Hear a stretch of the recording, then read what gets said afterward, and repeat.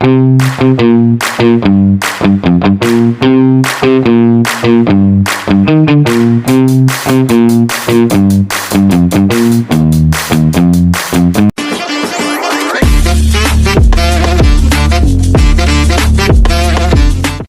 teman-teman semuanya, perkenalkan nama aku Jevanya Feliska Sibodo.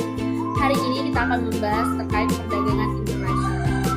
Mungkin teman-teman sebagian mengetahui atau pernah merasakan membeli barang produk luar negeri, tapi kita membelinya di Indonesia. Seperti contoh, kita beli HP itu kan buatan luar negeri atau buatan Cina ataupun buatan Korea. Nah, tapi kita belinya tuh di Indonesia atau di daerah kita ini, itu termasuk salah satu mekanisme atau melalui jalur dagangan internasional, yaitu melalui ekspor dan juga impor. Untuk mengetahui lebih lanjut, kita akan membahas terkait pengertian, akibat, manfaat, dan juga faktor pendorong daripada perdagangan internasional.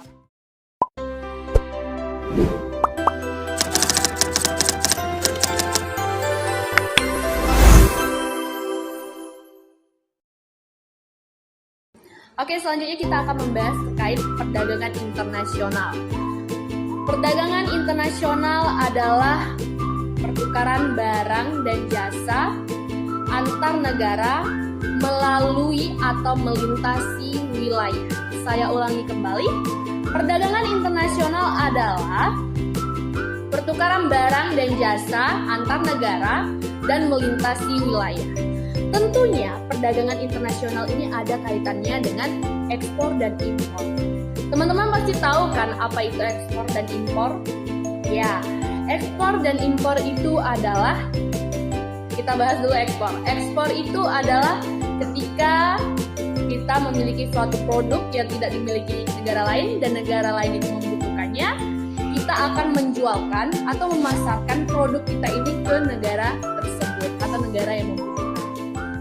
Atau kita mengeluarkan suatu produk, nah, itu namanya ekspor. Lalu impor sebaliknya begitu, kebalikan daripada ekspor tadi.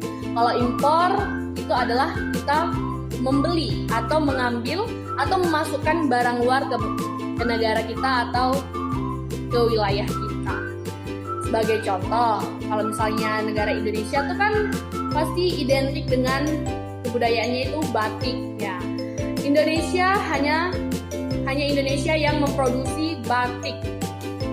Nah, pada waktu itu kebetulan wilayah atau negara Korea itu sangat suka dengan batik ini sehingga ia ingin memperoleh batik ini. Nah, untuk memperoleh itu dilakukanlah ekspor. Indonesia mengekspor ke negara Korea atau menjual ke negara Korea. Dan ketika Indonesia misalnya membutuhkan kopi dari negara Amerika, tentunya Indonesia mengimpor kopi dari Amerika.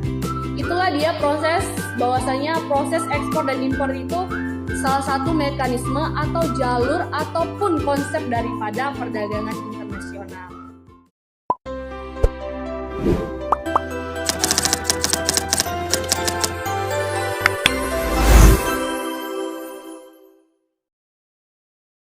Oke, selanjutnya kita akan membahas yaitu akibat daripada terjadinya kegiatan perdagangan internasional.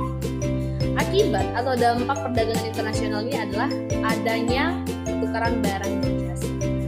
Itu sudah pasti.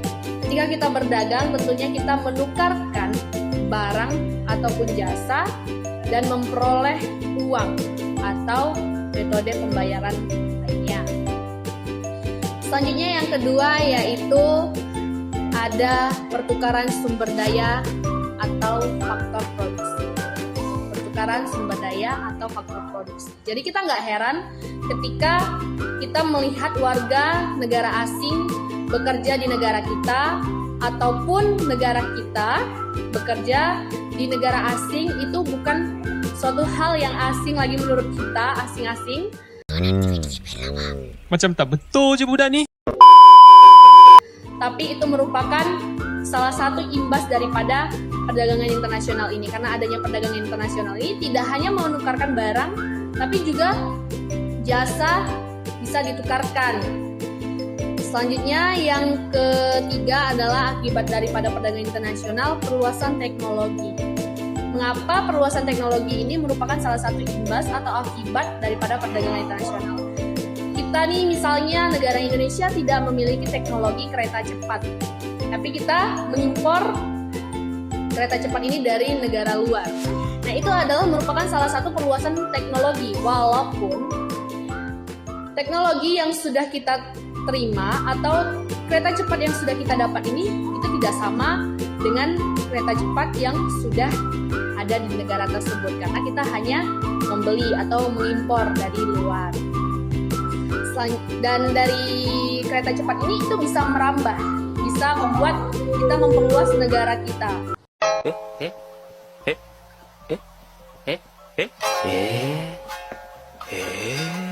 Memperluas teknologi negara kita. Selanjutnya adalah yang keempat, pengembangan ekspor dan impor.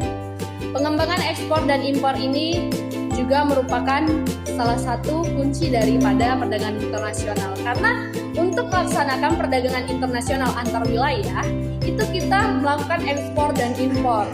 Nah, seperti yang sudah saya jelaskan sebelumnya terkait ekspor dan impor. Selanjutnya yang kelima yaitu adalah kerjasama ekonomi antar negara. Nah, itu dari perdagangan internasional ini ada munculnya kerjasama antar negara. Di situ juga bisa menjadi salah satu pembangunan ekonomi, pertumbuhan ekonomi, dan juga pendapatan daripada nasional daripada negara kita. Nah, untuk membahas terkait pendapatan nasional atau pembangunan ekonomi itu kita akan bahas di manfaat daripada perdagangan internasional ini. Oke, next.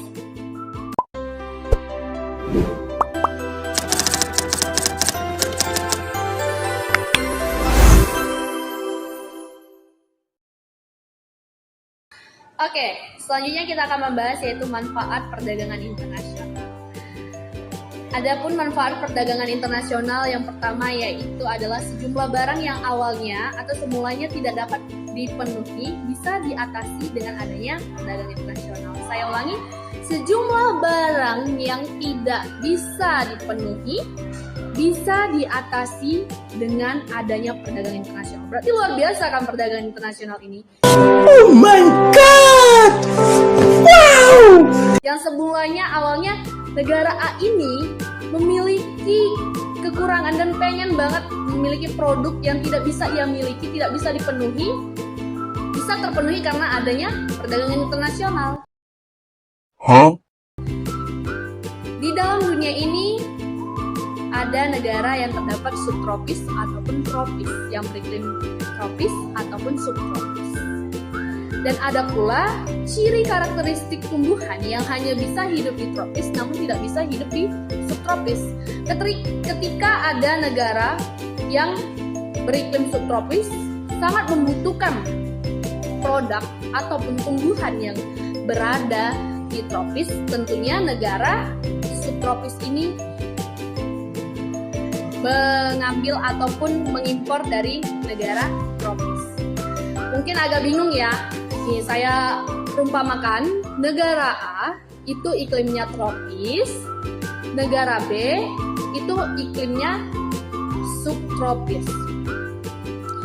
Negara B ini sangat membutuhkan ginseng, sedangkan ginseng itu hanya berada di negara A.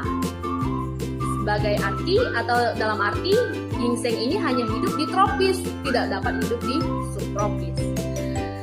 Ketika negara B sangat membutuhkannya, tapi tidak bisa terpenuhi, dengan adanya perdagangan internasional inilah negara B ini bisa memenuhi kebutuhannya tadi, itu bisa mendapatkan ginseng dari negara A ini melalui perdagangan internasional. Itu mengimpor ginseng dari negara. Itu merupakan salah satu manfaat daripada perdagangan internasional. Selanjutnya yang kedua yaitu harga barang tetap murah karena impor. Harga barang tetap murah karena impor. Semisalnya kita ambil contoh dari negara Indonesia ketika mengalami bencana atau mengalami krisis panen atau mengalami gagal panen, dan pada saat itu produksi beras sangat menurun. Ketika mengalami produksi beras sangat menurun, itu bisa membuat harga semakin melonjak atau naik ke atas. Nah, disinilah peran daripada perdagangan internasional itu tadi. Kalau misalnya terjadinya kelangkaan pada beras ini, itu otomatis kan harganya naik. Nah, ketika kita membutuhkan beras karena adanya gagal panen ini, kita bisa mengimpor dari negara luar, sehingga ketika kita mendapatkan atau memperoleh beras dari negara luar, itu kita bisa membuat suplainya menjadi banyak. Suplainya itu lebih banyak dan harga pun stabil atau tidak tinggi.